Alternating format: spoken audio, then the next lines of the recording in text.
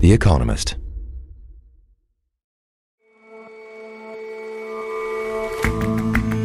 Hello and welcome to The Intelligence from The Economist. I'm Rosie Blore. And I'm Jason Palmer. Every weekday, we provide a fresh perspective on the events shaping your world. With all of Elon Musk's SpaceX rocket wizardry and stumping for Trump and running Twitter into the ground, it's easy to forget that he's also in the electric vehicle trade and now self-driving taxis. We get under the hood, bonnet, of his ambitious promises. And many of us hate its cryptic error messages and the maddening symbols you get when trying to do calculations.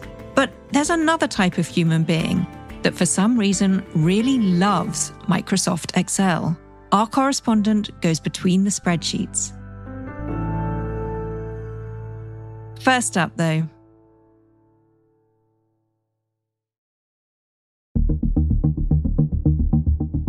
Since Kamala Harris became the Democratic nominee in August, the US presidential election has been neck and neck. Thank you. It is so good to be back in Atlanta. Thank you all. Hello to North Carolina, because I've been at North Carolina a lot lately. You've probably seen. Good afternoon, Wisconsin. Good afternoon. We love this place. We love Detroit. Thank you very much. And hello to Michigan. We win Michigan, we win the whole ball game. And at The Economist, we've been following every step. Our election forecast model takes in the latest polls, as well as other factors such as presidential approval ratings and how people voted in previous elections. Then it calculates how likely each candidate is to win the presidency. We all know that models can be wrong, but one thing they are good at is tracking a change in sentiment. And with less than 2 weeks left to polling day, one candidate is gaining ground. Our presidential forecast currently gives Donald Trump a 56% chance to win the presidential election. Dan Rosenheck is our data editor. That's about a 10 percentage point shift from where we were last week when it was Harris who was nearly a 55-45 favorite. So you could still say that the race is pretty close to a coin toss, but it's gone from one that was slightly weighted towards Harris to one that is slightly weighted towards Trump. And a 10 percentage point move is meaningful. Dan, I think I'm right in saying this is the first time then that Trump has been ahead since mid-August when Kamala Harris was given the nomination. Yes, that's right. At the Democratic National Convention, when she became the nominee, she was up by a bit in our model and the polls. On behalf of everyone whose story could only be written in the greatest nation on earth, I accept your nomination to be President of the United States of America. And she had retained that advantage until this week. So during the past couple weeks, Trump has picked up a point or so in the polls, in national polls, in polls of uncompetitive states, and crucially in the polls of the competitive swing states that will determine the Electoral College and thus the next president. We're talking about an extremely small shift in polling averages of a fraction of a percentage point. But because the race is so tight, it only takes infinitesimally small change in the polling averages to move the win probabilities like a chunk. And that's what we're seeing here. And what's responsible for that move? If you look at our polling average, you really don't get the kind of mirror image lines over time of one candidate's vote share going down when the other one goes up that you would get if you had a lot of voters really changing their minds about whether they were going to support Trump or Harris. Instead, what you see is the undecided share and the third-party share going down in 2 steps since Harris became the nominee. The first is a period in August when Harris converts a bunch of undecided and third party while Trump is pretty much flat. And we can infer that the likeliest explanation for that is that these were soft Democrats, left-leaning types of voters who probably really didn't like Biden or just weren't paying attention. Once there was a Democratic candidate that people were more excited about, they sort of came home to their party. I'm so much more happy. I'm ready to work again. I'm really thrilled that he stepped aside. I think it's really just going to rejuvenate the race, especially for younger generations. I love the president, but we needed a new messenger, and we got one. And then there's been another similar step now in the past couple of weeks where Harris has been flat around 49%, but Trump has converted about 2 percentage points worth of undecided third party and gone up from 45 or so to 47 or so, which cuts Harris's lead in national polls roughly in half. We have actually something, a couple of polls just came out, we're at 56%. You know, normally like guys like Romney, anybody like Romney? Guys like Romney were getting just a few points, and we're getting, here we are with the potential to actually win, which hasn't been done. And I think the likeliest story there as well is that after Harris had picked the low-hanging fruit of the Democratic-leaning undecideds, who were probably never really undecided, they just said so in polls, now Trump is doing the same thing. What you're saying is that Trump is still likely to get less than half the popular vote. Is that correct? He could definitely win the popular vote. That's well within the range of scenarios that our model thinks is plausible, but it's not the likeliest scenario. I think we still have Harris 70% plus to win the popular vote. So how is Trump doing in terms of the Electoral College? Ever so slightly better than Harris, according to our model. There's been a lot of talk this cycle about potential narrowing of the gap between the popular vote and the Electoral College, which has favored Republicans for the past 2 cycles and continues to do so this year as well.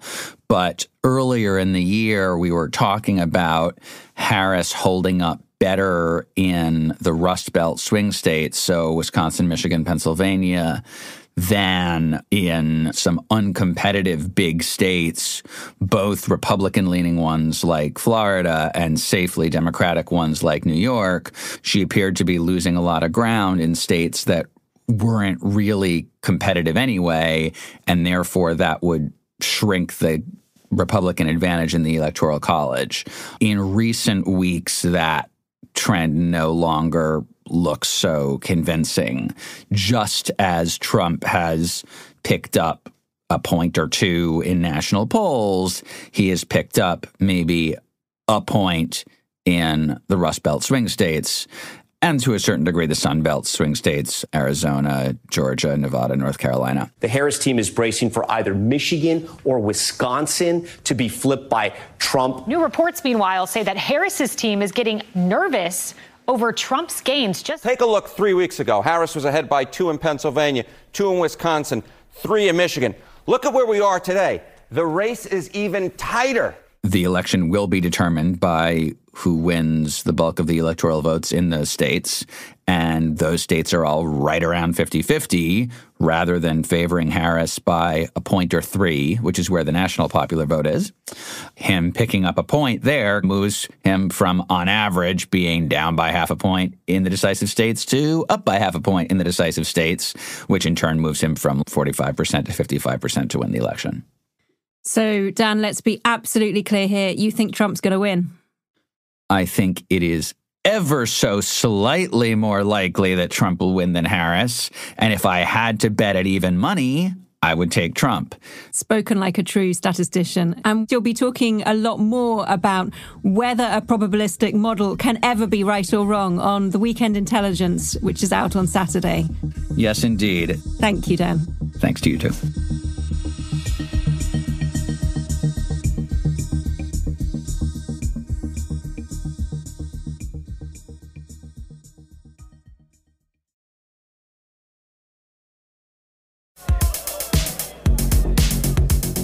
With great fanfare, Tesla launched its robo-taxi. At the launch event, we saw Elon Musk bouncing out of a theatre and getting into a car that drives itself. Simon Wright is our industry editor. The Cybertaxi itself looks fairly sleek. It looks like a sort of a cross between the Model 3 and the back end looks a bit like the Cybertruck. There's no people in them, as you can see. The car's just going by with no people.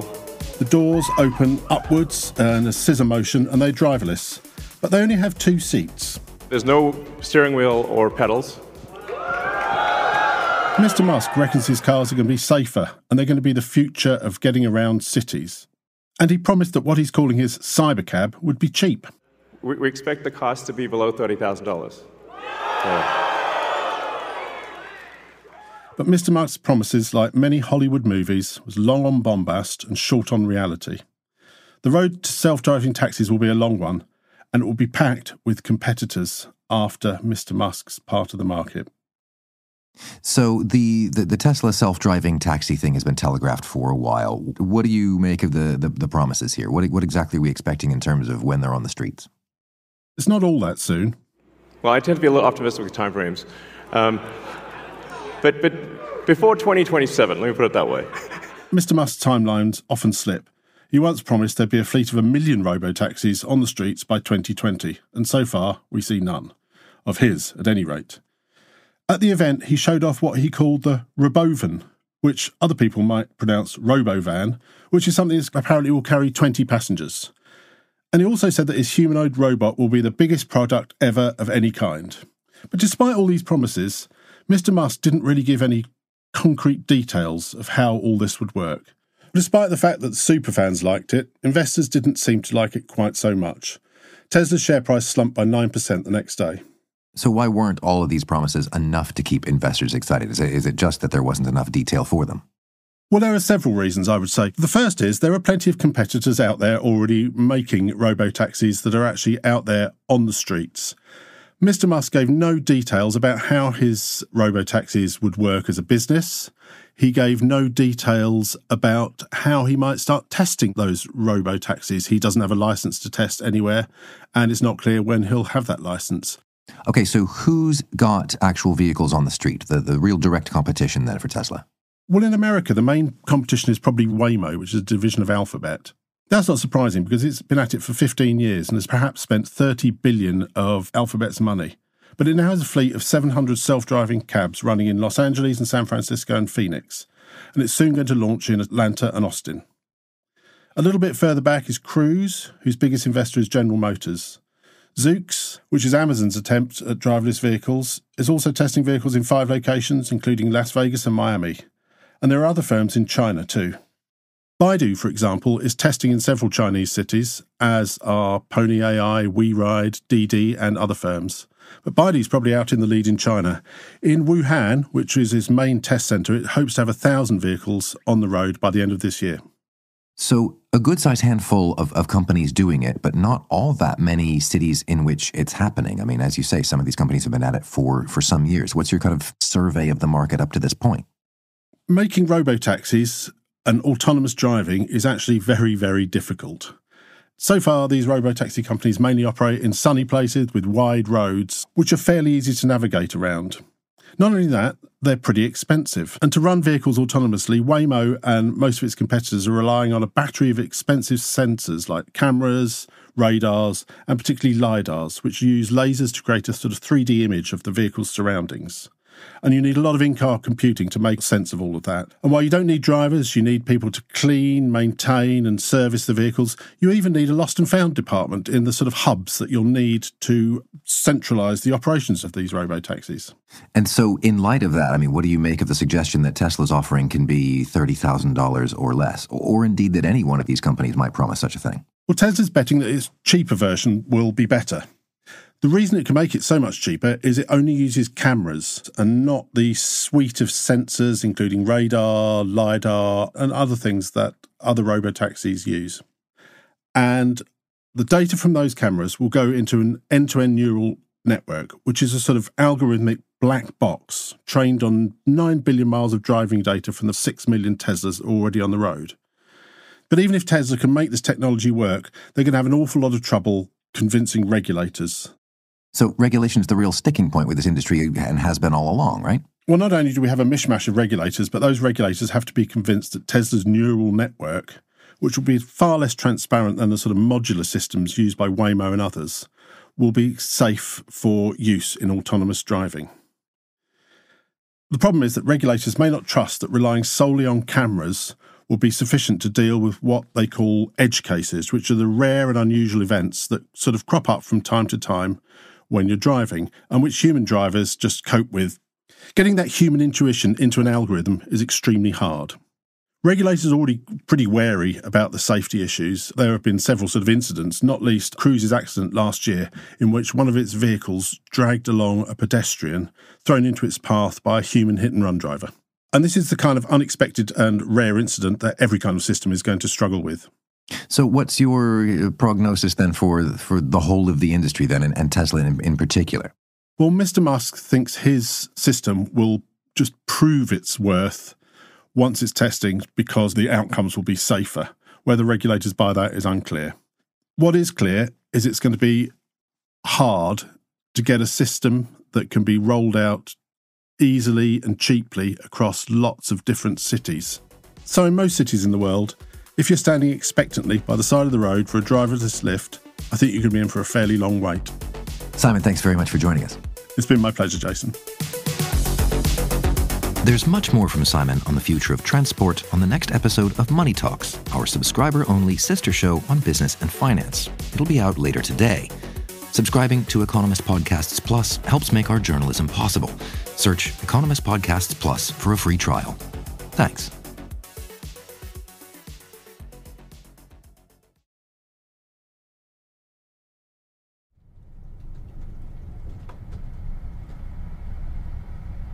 For many, Microsoft Excel is the ultimate symbol of corporate drudgery. Shailesh Chitnis is The Economist global business writer.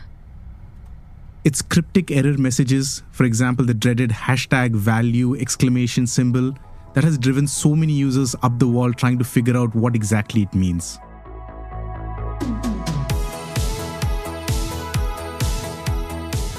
There's a very special group of people that are absolutely in love with Excel. These are typically your financial analysts, management consultants, and yes, even your odd business journalist. And so for most of us, and I would include myself in the category, one of the things we like about Excel is the fact that it is really flexible. And so this particular program is now entering its 40th year. It was launched in September of 1985. And for a software program to be around 40 years later is quite rare. And so it's interesting to look at what makes Microsoft Excel tick. What is it about this particular program that has essentially been largely the same for the past 40 years, and yet it is so popular?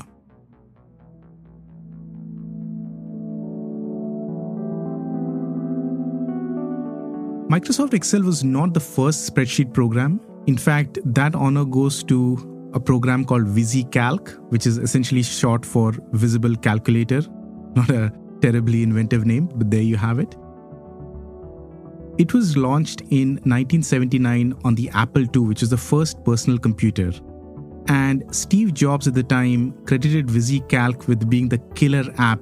And this was, I think, the first known use of the term quote-unquote killer app. As we know in tech, things move really fast. And almost 3 to 4 years later, it was Lotus 123, which I don't think anybody would recognize other than really the grey hairs. That was the most popular spreadsheet program in the world.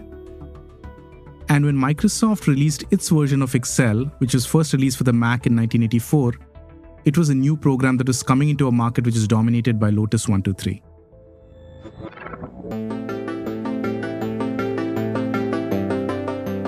So Microsoft did a couple of things that were different with Excel that really helped it. It calculated every cell, which is the really small rectangular boxes that you see in the program, when something changed, but it did not do it for the whole program. And this really helped speed up the program because at the time, computer hardware was a very limited resource.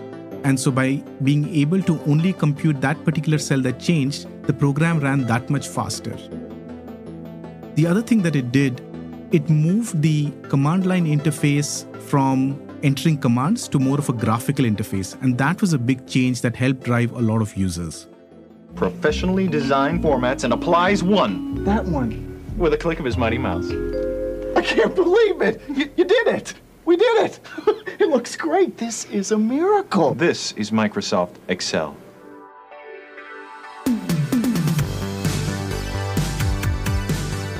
So very quickly, Microsoft Excel became the dominant program. Within 4 to 5 years, it surpassed Lotus 1-3. Exact numbers are really hard to come by because Microsoft doesn't really break it out as such. The cloud version has roughly 400 million paid users.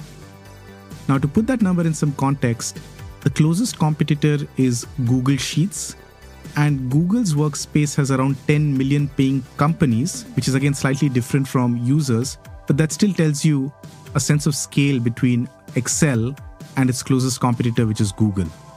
So as popular as Excel is, it has also been involved in a lot of different goof-ups.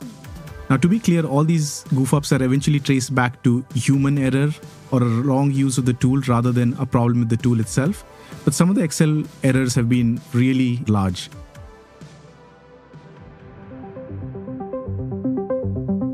Around 2 or 3 years ago, there was a paper in Nature that came out and it calculated that Excel's autocorrect function that has been responsible for miscoding almost a third of all gene names. During the early stages of COVID in the UK, one particular health agency was using an older version of Excel, which essentially had a limited number of rows to record the results. And what happened was, once they reached that limit, all the subsequent results, which were essentially COVID tests, they got dropped. And it wasn't until much later that they actually realized this error. Excel was in essence responsible for losing a lot of COVID results. Periodically, you'll also hear about a lot of fat finger errors that happen in banks where millions are transferred inadvertently or an additional zero is added or a few zeros are removed. During Excel's entire 40 years, it has essentially survived many different tech disruptions. So there was the PC era, there was the mobile phone era, there was the cloud era. And seemingly through all these different eras, Excel has not just survived, it has adapted. Now, of course, the biggest trend that's happening in the tech world is artificial intelligence, AI. And naturally, the next question is AI going to kill Excel? Anyone that's interacted with ChatGPT or tools like that knows that you can actually interact with it in a natural language and ask it to do a lot of analysis. I think rather than disrupting Excel, what might end up actually happening is Excel is going to get a lot smarter because of AI, and it's going to incorporate a lot of AI into its own program. Last month, Microsoft introduced an AI assistant for Excel where users can crunch data using natural language prompts itself. So I don't think Excel or its legion of faithfuls that really love the program are going to go anywhere anytime soon.